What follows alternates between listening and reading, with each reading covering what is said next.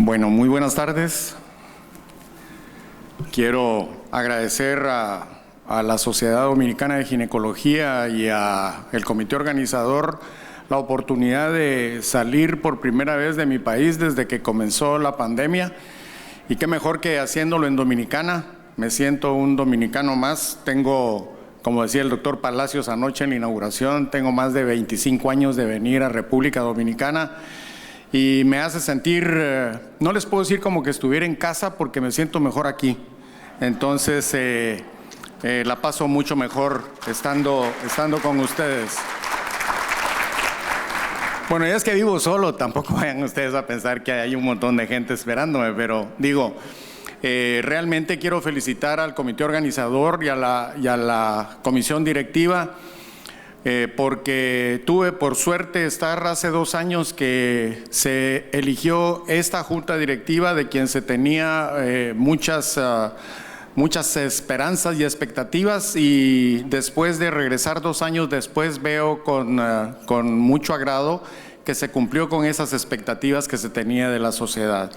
El tema que se me encomendó es manejo hormonal y vagina. Y realmente me atreví a poner como un subtítulo el impacto del síndrome genitourinario en la menopausia en la calidad de vida de la mujer, porque ustedes que son ginecólogas lo saben, y ginecólogos también, lo saben mejor que yo, que va de la mano el tracto urinario, lo que es la sexualidad en la mujer en la etapa, sobre todo en la etapa del climaterio, y por supuesto la calidad de vida. De tal manera de que todo comienza acá. Y todo comienza cuando, a partir de la menopausia, que es una constante de 50 años, de ahí en adelante comienza a presentarse el hipoestrogenismo, que trae como resultado todas aquellas consecuencias propias del hipoestrogenismo: enfermedad cardiovascular, osteoporosis, demencia senil, tracto genitourinario, por supuesto, y piel, que es importante mantenerlo en condiciones óptimas en la etapa del climaterio, y es una entidad a la que no se le ha dado la importancia que debía. Si ustedes se fijan en la diapositiva, nos damos cuenta que si no hacemos absolutamente nada, la mujer transcurre su etapa postmenopáusica aproximadamente un 30% de su vida, carente de la producción de los estrógenos, que son realmente la hormona que le da calidad de vida. Hoy por hoy, el problema es que, de acuerdo al Census Bureau del 2017, el 13% de la población, uno de cada 10 de los seres humanos en el mundo, es una mujer arriba de 60 años. Y para los que hacemos climaterio y menopausia, eso es casi lo único que hago en mi consultorio privado. Hago endocrinología ginecológica y estoy dedicado casi a climaterio y menopausia. Es muy importante para la mujer esa calidad de vida de la que depende esa producción primero de estrógenos y hipoestrogenismo posterior. De tal manera que entonces, para entrar en materia, nos encontramos con una situación que es que, a medida que la mujer entra en ese último tercio de su vida carente de la producción de estrógenos, pues obviamente mientras más esperanza de vida haya de la mujer, mayor va a ser la prevalencia y la existencia de una disfunción del piso pélvico que es estrógeno dependiente, y que, por supuesto, a la par de corazón, hueso, cerebro, juega un rol importante en la calidad de vida de la mujer. A partir del 2016, el término de atrofia vulvovaginal se cambió por el de síndrome genitourinario de la menopausia, y esto, por supuesto, trajo un panorama totalmente diferente de lo que era el manejo de esa área tan importante de la mujer dentro del contexto orgánico. Y es que el simplemente hablar de atrofia era pérdida de función y punto, y no llegaba más allá.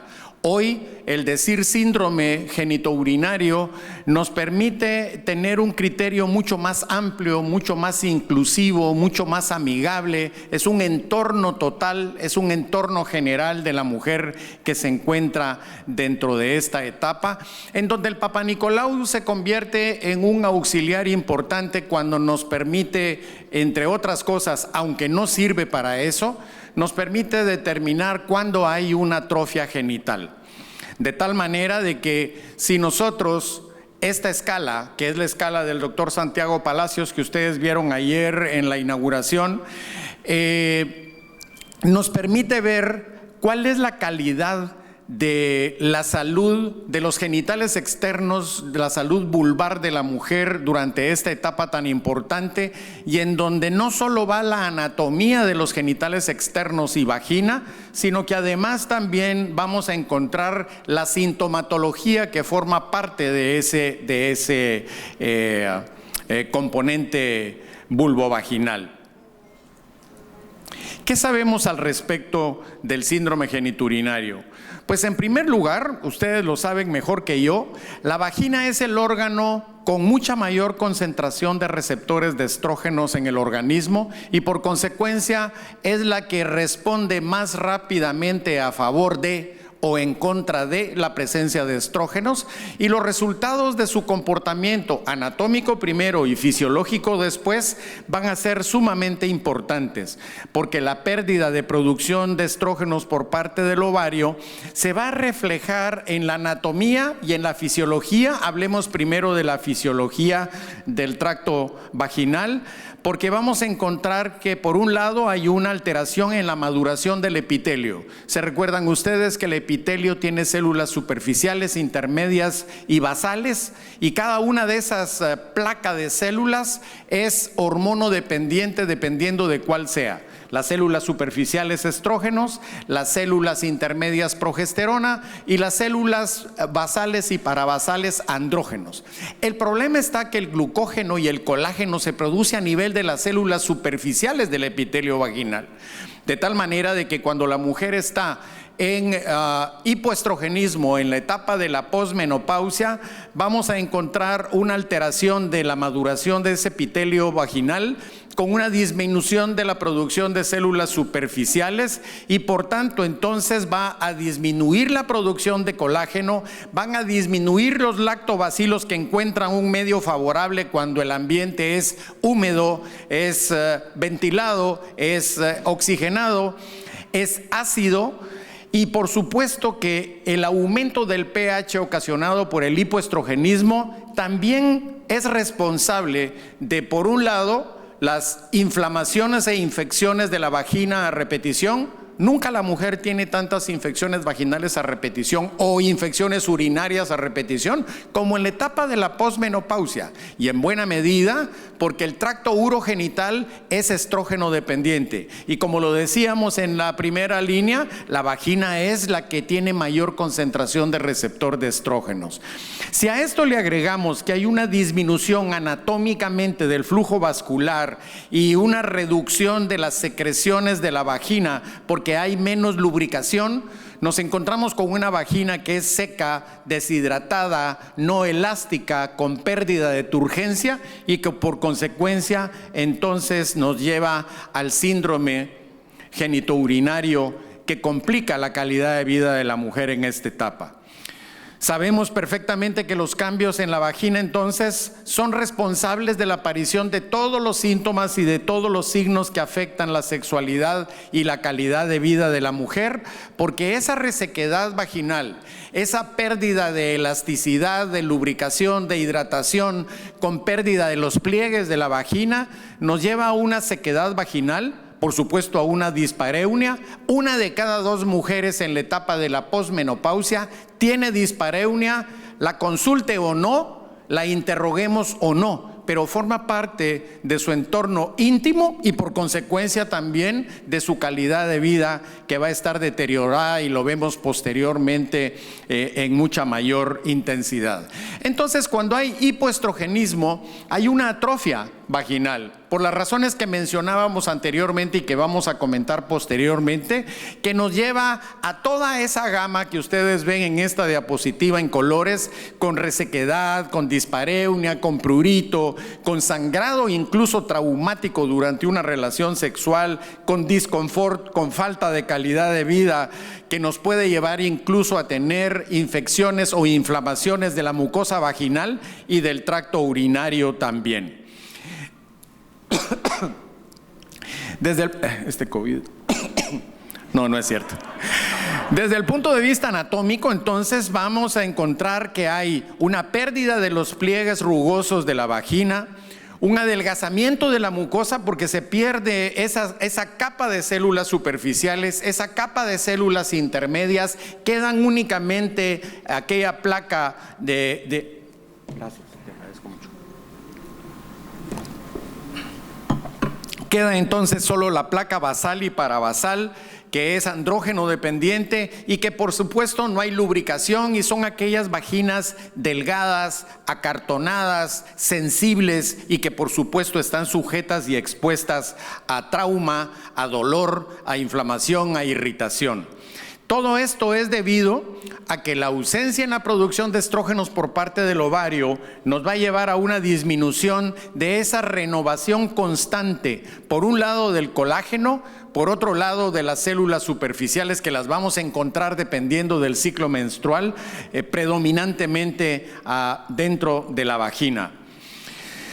Pero también es importante destacar la salud del tracto urinario, que también es estrógeno dependiente y que está muy relacionado con la vagina por vecindad, pero además porque el epitelio es muy similar, sobre todo el epitelio uretrovesical, y por supuesto estrógeno dependientes como tal.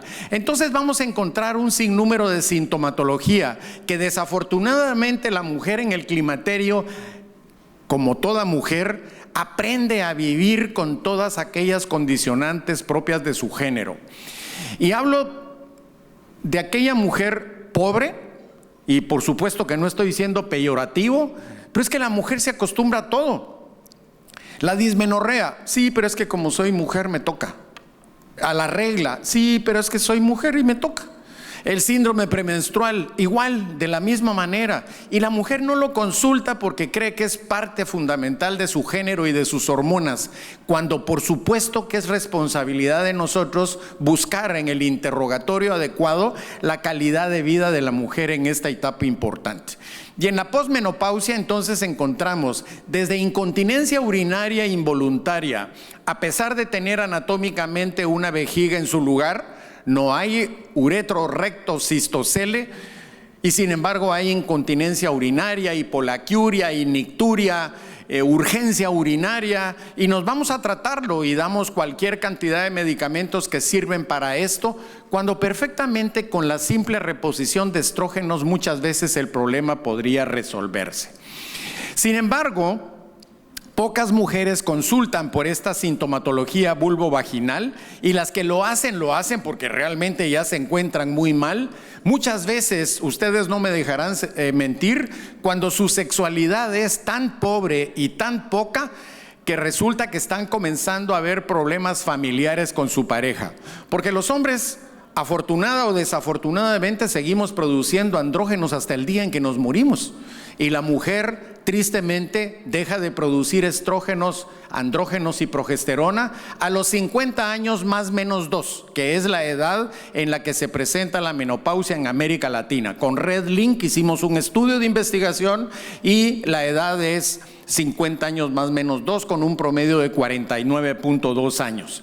Pero lo que es peor, y para lo que yo los invito a sensibilizarse, es que los médicos no interrogamos y no vamos un poco más allá. Probablemente la mujer sí, porque es cuestión de género, pero los hombres no interrogamos, y muchas veces encontramos una vagina en el examen ginecológico reseca, pero no nos atrevemos a hablarle de sexualidad, no nos atrevemos a hablarle de su entorno urinario, y por supuesto que es sumamente importante en esa empatía, en esa relación médico-paciente, que nosotros vayamos a identificar ese tipo de problemas que inciden en una calidad de vida e incluso en una vida familiar deteriorada simplemente por el hipoestrogenismo vaginal. Entonces, en la parte superior de la diapositiva ustedes van a ver ese epitelio vaginal que, como tiene estrógenos, progesterona y andrógenos en la etapa premenopáusica, en la etapa reproductiva, vamos a encontrar células superficiales, intermedias, parabasales,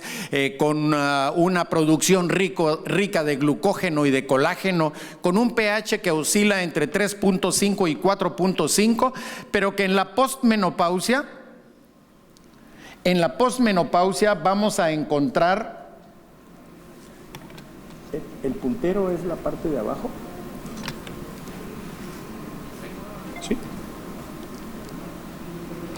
En la posmenopausia entonces vamos a encontrar una vagina muy pobre, sin células superficiales ni intermedias, solo parabasales, con un pH que va para arriba, que anda entre 5, 5.4, incluso hasta 6, y que por supuesto eso se traduce en una vagina reseca, poco ventilada, sin glucosa, sin glucógeno, sin colágeno y encima con un pH favorable para migración de gérmenes hacia adentro que aumenta la posibilidad de infecciones. El diagnóstico es sumamente sencillo, es clínico, es una historia adecuada, es un examen físico dirigido importantemente a lo que queremos resolver y son aquellas mujeres que van a tener poca lubricación, dispareunia, vaginitis, ardor, infecciones vaginales a repetición, agreguémosle el grupo etario que anda alrededor de los 50 años y más, y toda la sintomatología urinaria de la que hablábamos anteriormente.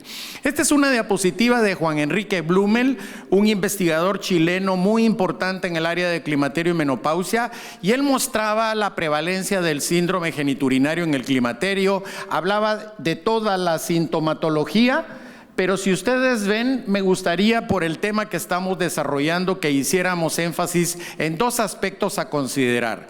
Por un lado, sequedad vaginal y trastornos sexuales en la mitad de todas las mujeres que participaron en este estudio. Y si vamos a molestias urinarias, 1 de cada 2 tiene molestias urinarias también. Se acostumbró, no interrogamos, pero entonces o las invitamos a que nos cuenten el problema y lo vamos a encontrar y por supuesto la ayudamos a resolverlo. Rosela Nappi, que es una investigadora muy activa en lo que es el tema de sexualidad, presentó en Climateric del 2012 un estudio que lo vamos a ver posteriormente y vean ustedes según ella qué efectos provoca la atrofia vaginal según la mujer interrogada. Y aunque están todos estos, me gustaría hacer énfasis en que 2 de cada 3 mujeres tienen problemas de su sexualidad simplemente por efectos de la atrofia vaginal. Y el segundo en el que quisiera hacer hincapié es en la calidad de vida. 1 de cada 3 mujeres evidenciaron una mala calidad de vida.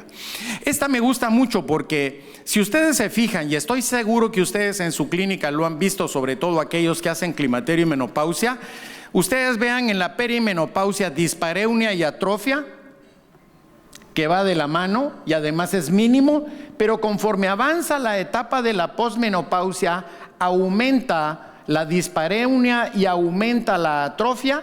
Y sin embargo, es importante destacar la parte derecha de la diapositiva, en donde se separan totalmente lo que es dispareunia y atrofia. ¿Por qué? Porque la mujer está tan lastimada y tan doliente que deja de tener vida sexual independientemente de las consecuencias que pueda tener. Entonces, sigue habiendo atrofia,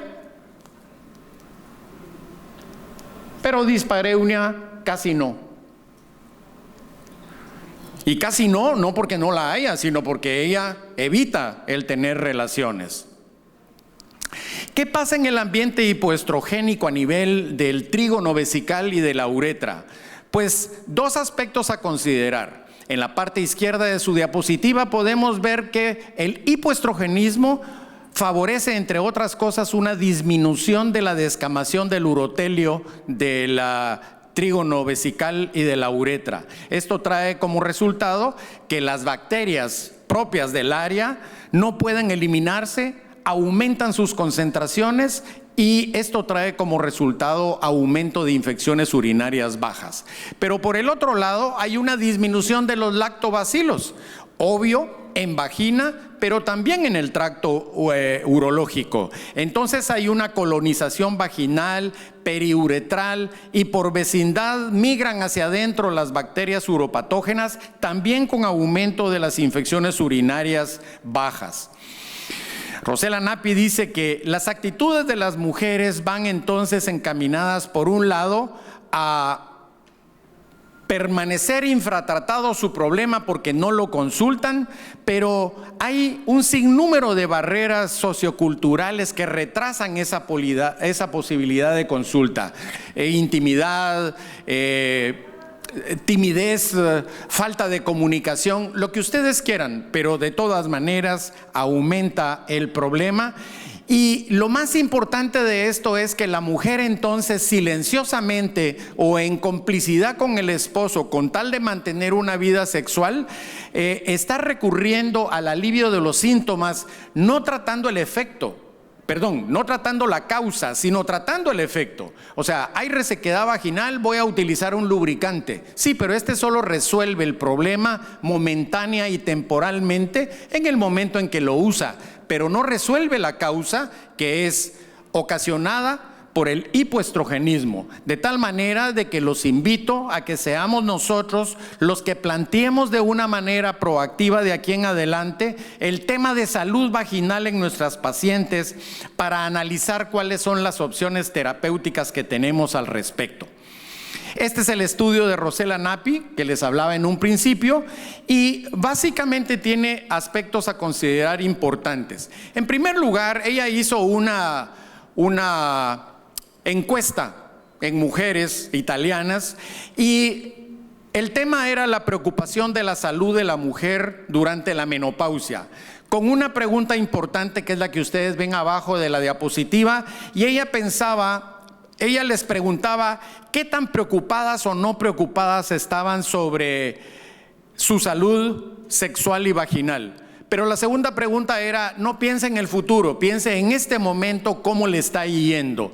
Y aparecen todas estas variables, y lo más importante de destacar, eso no es un secreto para nadie, el enemigo número uno de la mujer, por supuesto que es su peso.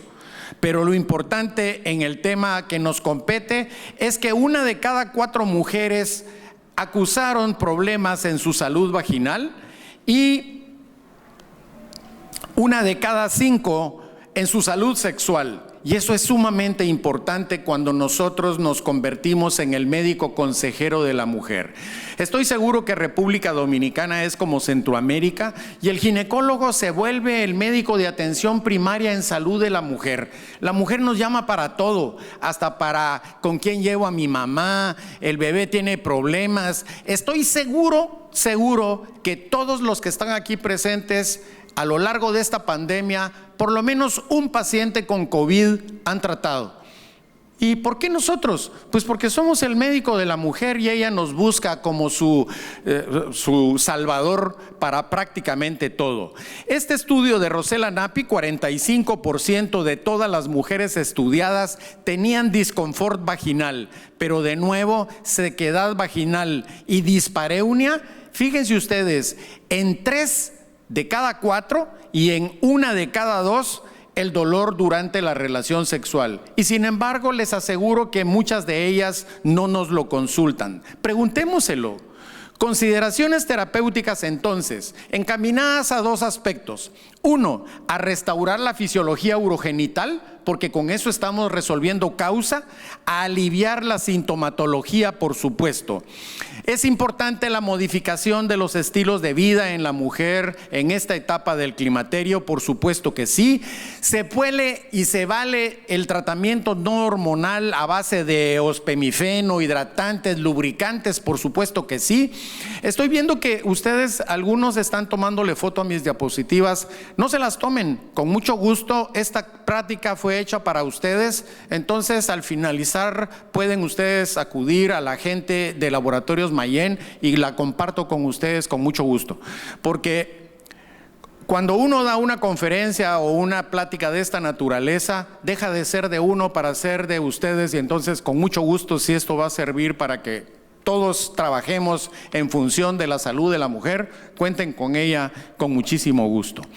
¿Qué usan las mujeres para molestias urogenitales en el climaterio? 1 de cada 2 lubricantes vaginales.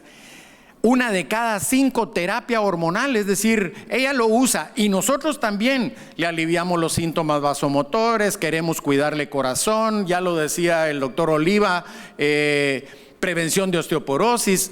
Casi nunca lo pensamos en función de vagina. Y el tratamiento hormonal es muy importante, localmente hablando, porque los estrógenos son fácilmente absorbidos a nivel de la pared vaginal. A pesar de utilizar dosis bajas, los efectos sistémicos van a ser muy limitados. Es decir, cuando pensemos en terapia hormonal local estrogénica en la etapa del climaterio, no lo pensemos en vez de la terapia hormonal de la menopausia, sino además de. Porque recuérdense ustedes que la terapia hormonal de la menopausia es sistémica y el problema de la vagina es superficial.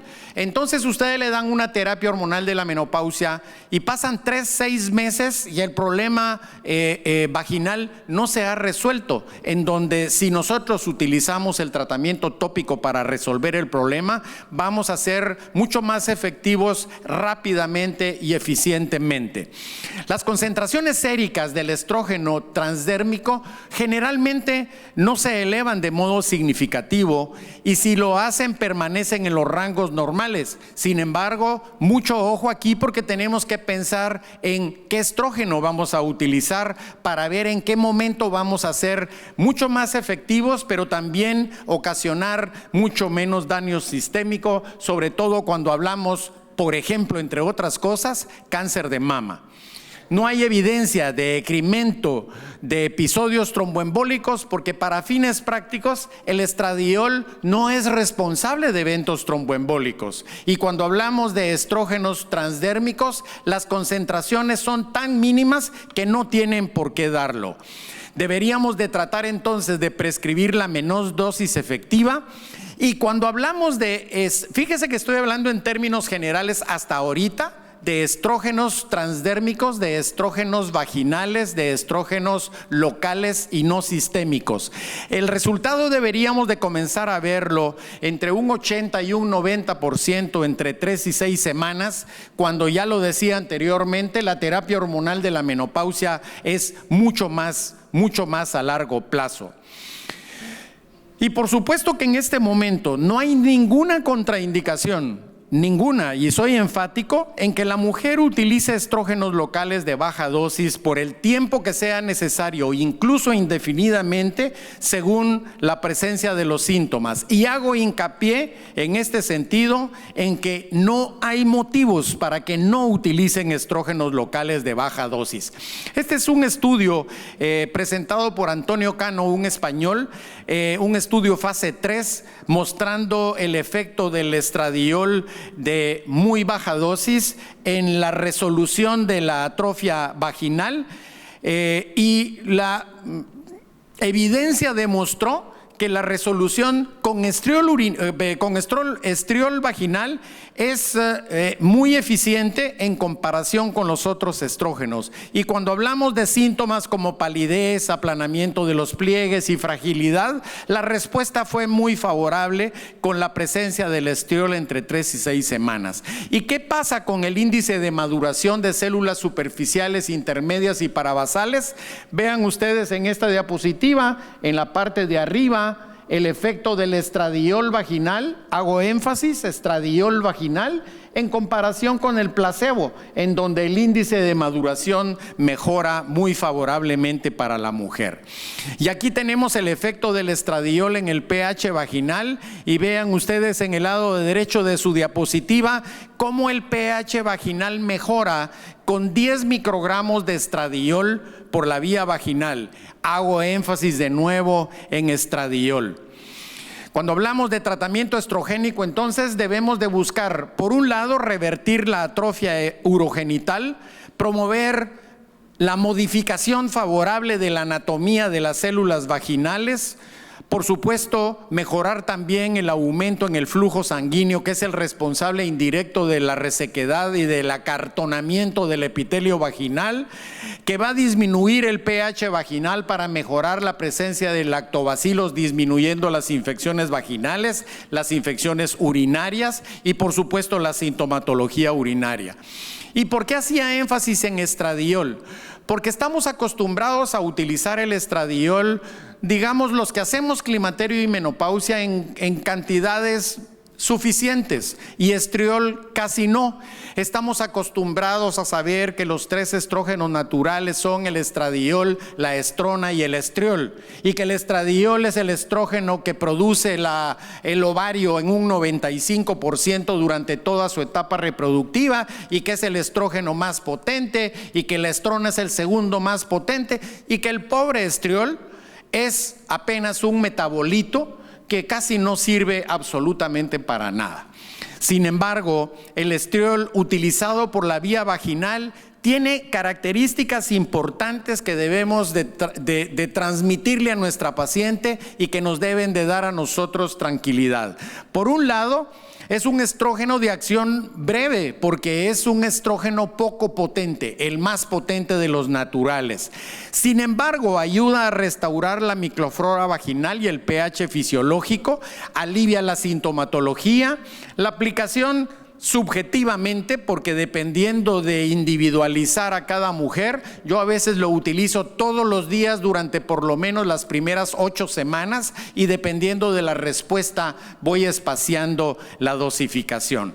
Es una hormona específica para humanos.